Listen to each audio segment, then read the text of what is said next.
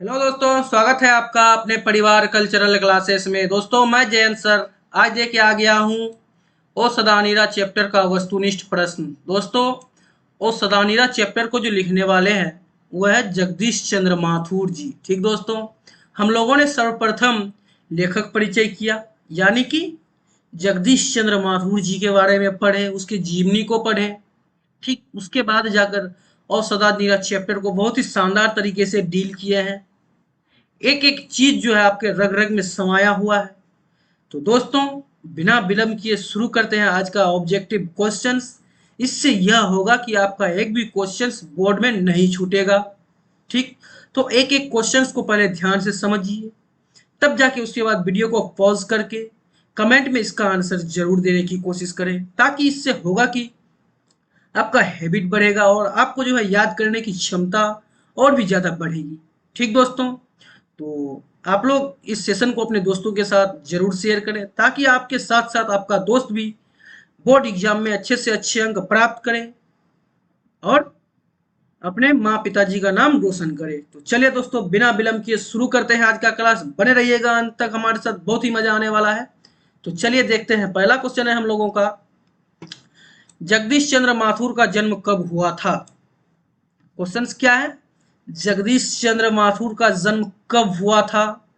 तो दोस्तों, जब हम लोग लेखक परिचय कर रहे थे तब हम आपको एक मंत्र देते हैं लेखक परिचय करने के साथ साथ कि कुछ कीजिए ना कीजिए, जन्म और निधन जरूर याद कीजिए, क्योंकि बहुत ही ज्यादा इंपॉर्टेंट होता है एग्जाम की दृष्टि से। ठीक ना। तो चलिए, जगदीश चंद्र माथुर का जन्म हुआ था 16 जुलाई 1917 ईस्वी को। चलिए देख लिए यहाँ तक। तो चलिए देखते हैं, बढ़ते हैं आगे इसी के साथ साथ और देखते हैं दूसरा क्वेश्चन है, जगदीश चंद्र माथुर का निधन कब हुआ था। तो आप लोग पहले आप लोग पहले जो है क्वेश्चन को पढ़िए ध्यान से, फिर समझिए, फिर उसके बाद वीडियो को पॉज करके आंसर कमेंट में देने की कोशिश करें कीजिए। ठीक, तो चलिए आपको बता दें कि जगदीश चंद्र माथुर का निधन हुआ था 14 मई 1978 ईस्वी को। चलिए इसी के साथ बढ़ते हैं नेक्स्ट क्वेश्चन की ओर और देखते हैं क्वेश्चन हम लोग का कह रहा है कि जगदीश चंद्र माथुर का जन्म स्थान कहाँ है। तो आपको बता दें, जगदीश चंद्र माथुर का जन्म स्थान है शाहजहांपुर, उत्तर प्रदेश। कहाँ पर? शाहजहांपुर, उत्तर प्रदेश। चलिए इसी के साथ बढ़ते हैं नेक्स्ट क्वेश्चन की ओर और पढ़ते हैं क्वेश्चन क्या कहता है हम लोगों का।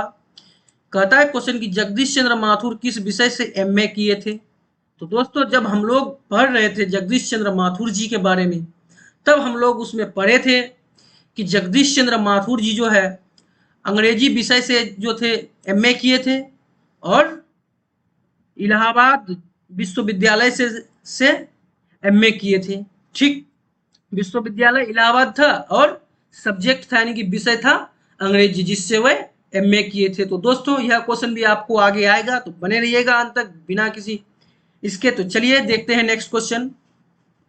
नेक्स्ट क्वेश्चन है हम लोगों का कि 10 तस्वीरें के रचनाकार कौन हैं।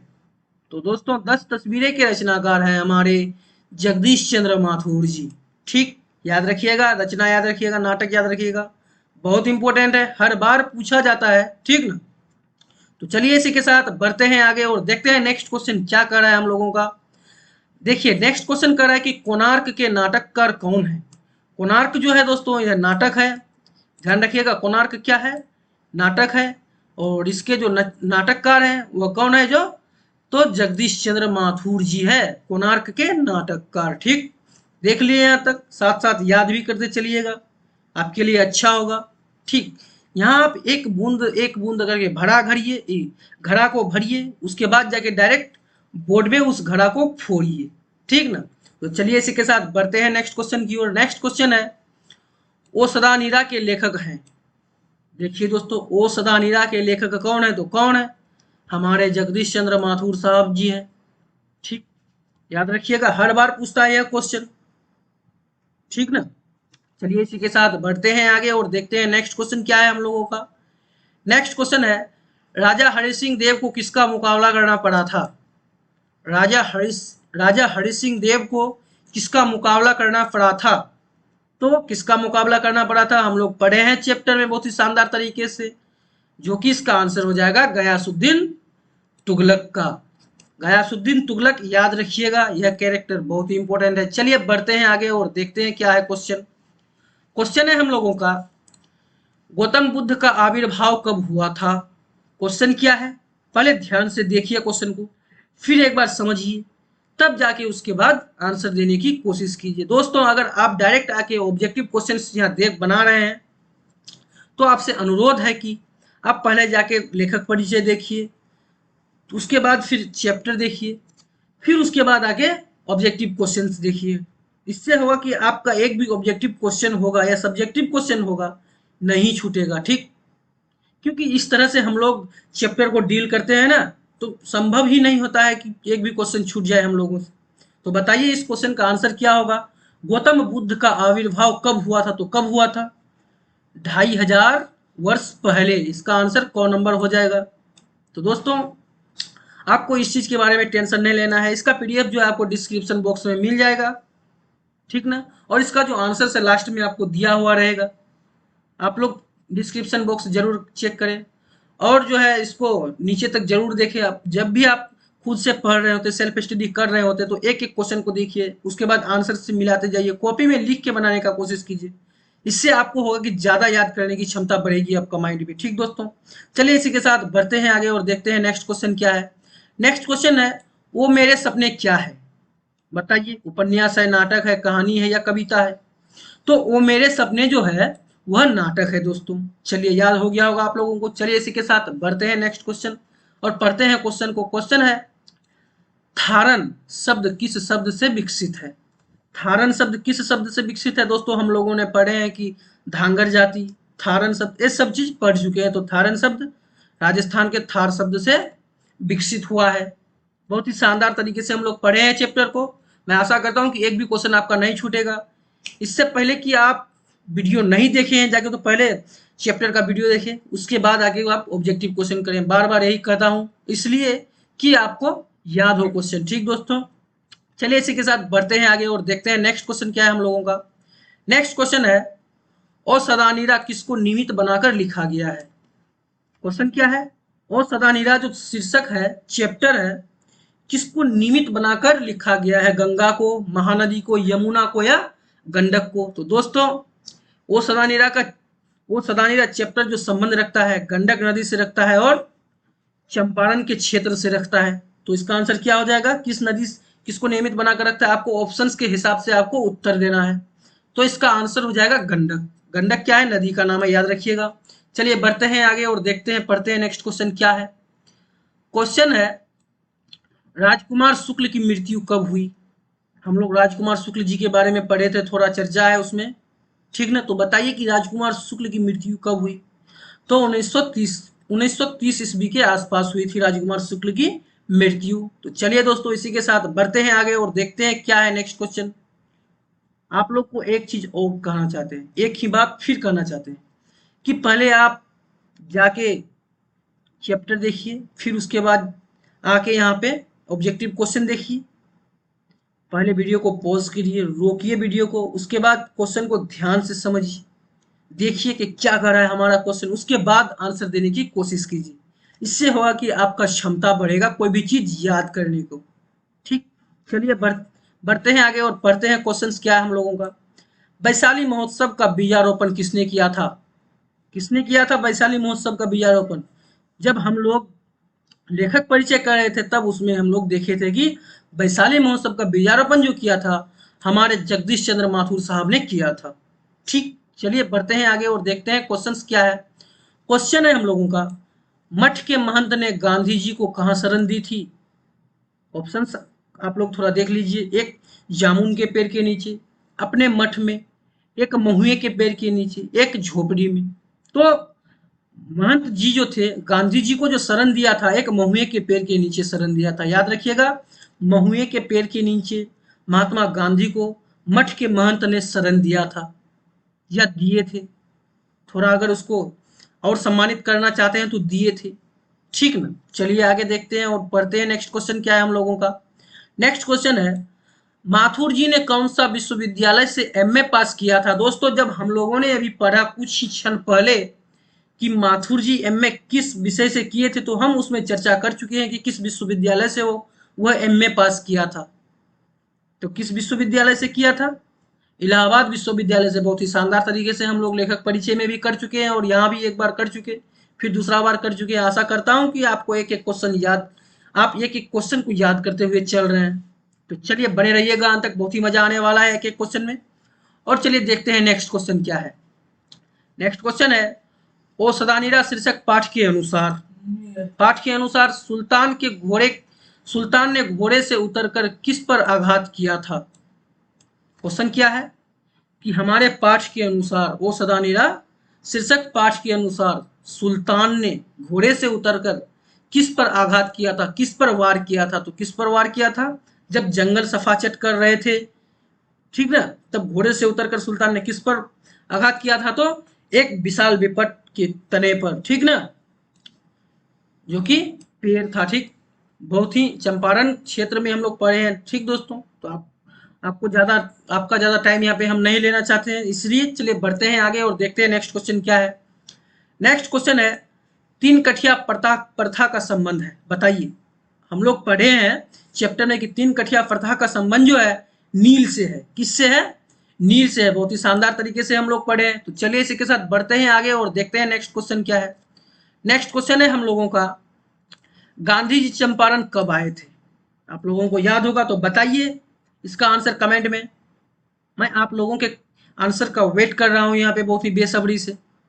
तो चलिए दोस्तों, आपका जो है टाइम खत्म हुआ। अब हम आपको बताते हैं कि गांधी जी चंपारण जो आए थे अप्रैल 1917 में आए थे। हो गया याद? चलिए बढ़ते हैं आगे। क्वेश्चन है हम लोगों का, चंपारण में धागर कहां से आए? चंपारण में धांगर जो है प्रजाति है, यह कहां से आए थे? कहां से आए थे?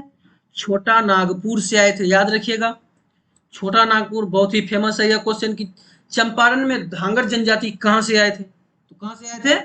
छोटा नागपुर से आए थे। चलिए इसी के साथ बढ़ते हैं आगे और देखते हैं। नेक्स्ट क्वेश्चन है हम लोगों का, कर्नाट वंश के राजा हरि सिंह को किसका मुकाबला करना पड़ा था? गयासुद्दीन तुगलक। याद रखिएगा, बहुत ही इंपॉर्टेंट कैरेक्टर है गयासुद्दीन तुगलक। गयासुद्दीन तुगलक का सामना करना पड़ा था राजा हरि सिंह को। यह अपना घोंसला कहां बनाया था? अपने वन में, उस वन में, महावन में। ठीक, तो चलिए बढ़ते हैं आगे और देखते हैं नेक्स्ट क्वेश्चन क्या है। नेक्स्ट क्वेश्चन है हम लोगों का, पुंडलिक जी ने निर्भीकता किससे सीखी थी? बताइए, पुंडलिक जी निर्भीकता किससे सीखी थी? तो गांधी जी से सीखी थी। ठीक ना, जब गांधी जी चंपारण आए थे तब उससे सीखे थे। कौन? पुंडलिक जी निर्भीकता। ठीक ना, चलिए बढ़ते हैं आगे और देखते हैं क्वेश्चंस क्या कहता है हम लोगों का। क्वेश्चंस है, माधुरी जी को भितिहरवा पहुंचने पर कौन मिले थे? भितिहरवा एक स्थान का नाम है। तो बताइए कि माथुर जी को भितिहरवा पहुंचने में कौन मिले थे? तो कौन मिले थे? पुंडलिक जी मिले थे। याद रखिएगा, पुंडलिक जी मिले थे। चलिए इसी के साथ बढ़ते हैं आगे और देखते हैं क्वेश्चन क्या है। क्वेश्चन है, निम्नलिखित में से कौन सी उपाधि माथुर जी को मिली थी? बताइए। विद्या प्रदक्षिणा, विद्या कामिनी, परणभंग, विद्यावारिधि। हम लोग विद्यावारिधि के बारे में पढ़े हैं, किसमें? लेखक परिचय में, माथुर जी का। ठीक, विद्यावारिधि के बारे में पढ़े। राजभाषा, हिंदी के राजभाषा, वो भी बिहार में। भूलना नहीं है आप लोगों को। बहुत ही शानदार तरीके से हम लेखक परिचय कराते हैं और चैप्टर पढ़ाते हैं आप लोगों को। तो चलिए इसी के साथ देखते हैं नेक्स्ट क्वेश्चन क्या है। क्वेश्चन क्या कर रहा है हम लोगों का? क्वेश्चन है, कोणार्क किस लेखक की रचना है? जगदीश चंद्र माथुर की रचना है दोस्तों। ठीक ना, कोणार्क किस लेखक की रचना है? तो जगदीश चंद्र माथुर की रचना है। याद हो गया होगा आप लोगों को। चलिए इसी के साथ बढ़ते हैं आगे और देखते हैं नेक्स्ट क्वेश्चन है हम लोगों का, पुंडलिक जी कौन थे? पुंडलिक जी कौन थे? भाई वह शिक्षक थे।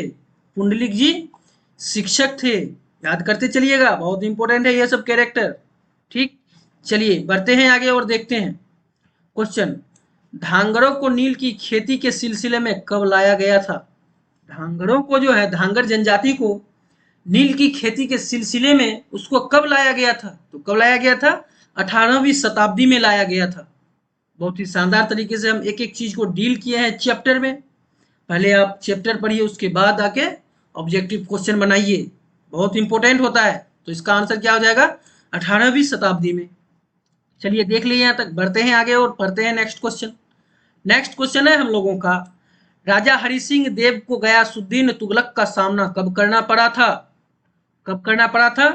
1325 ईस्वी में। याद रखिएगा, 1325 ईस्वी में राजा हरि सिंह देव को गयासुद्दीन तुगलक का सामना करना पड़ा था, जो कि यह जो सामना जो पड़ा था राजा हरि सिंह को बहुत ही महंगा पड़ा था। वह इस युद्ध में हार चुके थे और भाग के कहाँ चले गए थे? नेपाल चल गए थे। बहुत ही शानदार तरीके से हम लोग पढ़े हैं इसको। चलिए इसी के साथ बढ़ते हैं आगे और बने रहिएगा अंत तक, बहुत ही मजा आने वाला है। एक एक क्वेश्चन बहुत इंपॉर्टेंट है आप लोगों के लिए।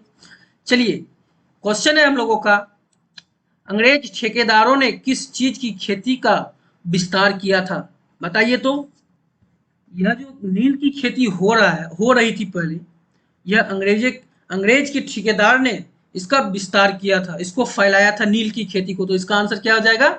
नील की खेती, ठीक ना। इससे इससे इससे पहले जो, इससे पीछे जो हम लोग एक चैप्टर पढ़े हैं, किसके बारे में? हमारे वीर भगत सिंह जी के बारे में। वह कितने बड़े क्रांतिकारी थे, यह सब देखे थे। अंग्रेजी को किस तरह वह धूल चटाए थे, कितने क्रांतिकारी थे, कितने बार जेल गए थे, ठीक ना। ये सब चीज हम लोग पढ़े हैं, पहले पढ़ चुके हैं, ठीक। तो चलिए इसी के साथ बढ़ते हैं आगे और देखते हैं नेक्स्ट क्वेश्चन क्या है हम लोगों का। नेक्स्ट क्वेश्चन है, चंपारण क्षेत्र में बाढ़ का मुख्य कारण क्या है? जी हाँ बताइए। जब हम लोग चैप्टर शुरू किए थे तब आपको हम यह चीज बता चुके हैं कि चंपारण क्षेत्र में बाढ़ का मुख्य कारण होता है जंगलों का काटना, ठीक ना। जब लड़ाई हुई थी गयासुद्दीन तुगलक के साथ राजा हरि सिंह का, राजा हरि सिंह ही है ना दोस्तों? जी हाँ, राजा हरि सिंह का, तब बीचों बीच रास्ता बन गया था जंगल के, एकदम जंगल को काट के पूरा साइड कर दिया था, ठीक ना। तो जंगल के काटने के कारण चंपारण क्षेत्र में बाढ़ ज्यादा आता है, ठीक दोस्तों। चलिए इसी के साथ बढ़ते हैं आगे और पढ़ते हैं नेक्स्ट क्वेश्चन क्या है।